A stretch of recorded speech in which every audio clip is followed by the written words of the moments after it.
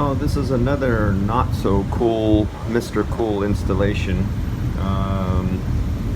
It's a beautiful little barrage of wiring. I have an earlier video showing that they're using the white common as a ground, and it's actually, this whole system is grounded at 2 points. They actually overran and ran the circuit breaker box back down at the main panel.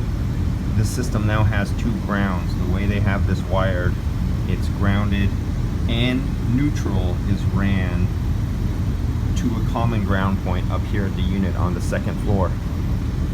This is a 3-ton system.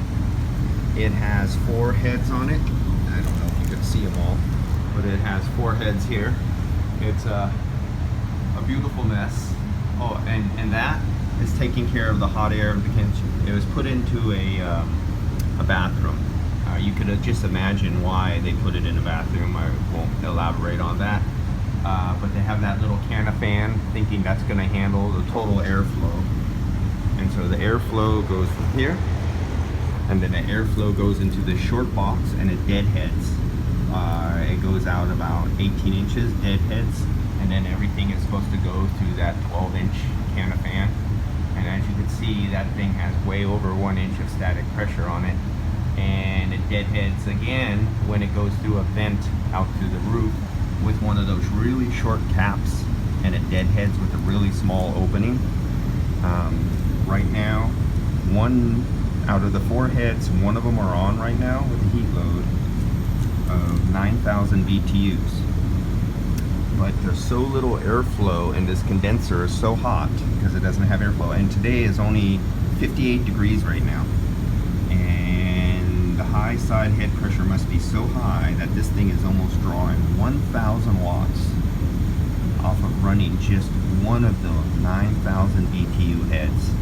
That is a ridiculous amount of energy consumption. That is just insane. And yeah, another not so cool Mr. Cool installation. We're just gonna fix some of he's moving this condenser. He wants it outside because when it gets hot here where he lives, it gets over 100 degrees. So you can imagine this unit shuts down, or it's just like maxing out its amp draw. And so I'm gonna fix this mess.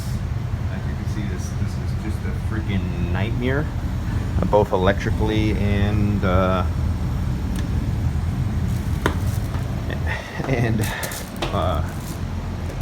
line set wise.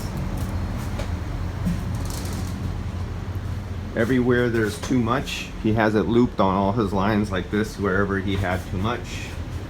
And so I am only fixing it because he's only paying up to a certain amount.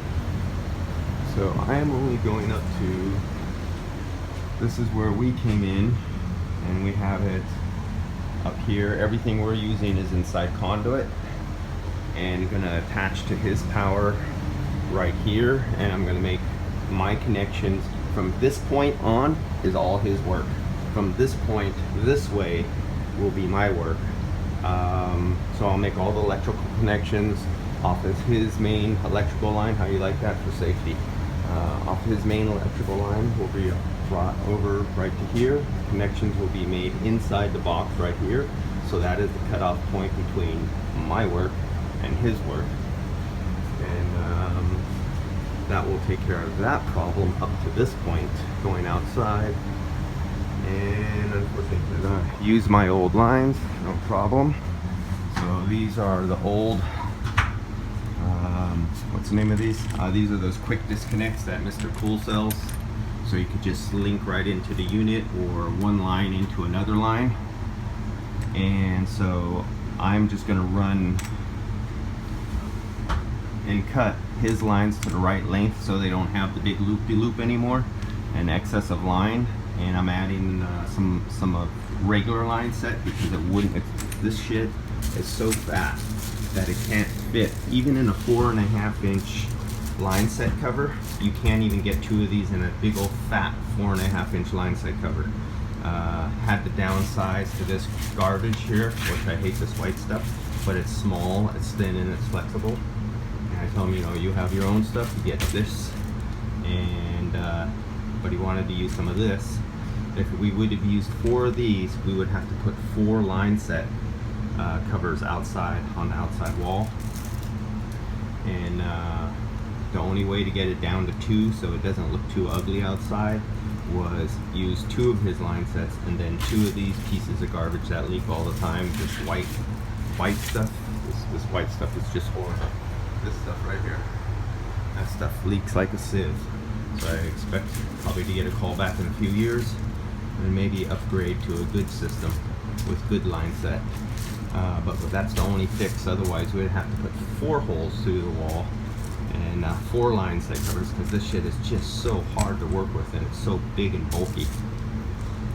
So recover the refrigerant out of the lines. There's a recovery unit right down there. Can't see it, it's in the black right there. But I tapped the units. We're gonna cut these line sets off, these heads, and then braze, silver braze to the new line set. And yeah, that's about it. That will take care of that problem. And what else was there? Oh, there'll be more. There'll be another video of this as we go along. But yeah, this is oh, and yeah, just taking, this is only 25 feet of line set, 25-30 feet up to this point. And so that basically, labor wise, by trying to buy a cheap Mr. Cool and doing the way that it is, I told them it would be $3,000 for us to bring it up to this point. That's it. The unit's only $1,500.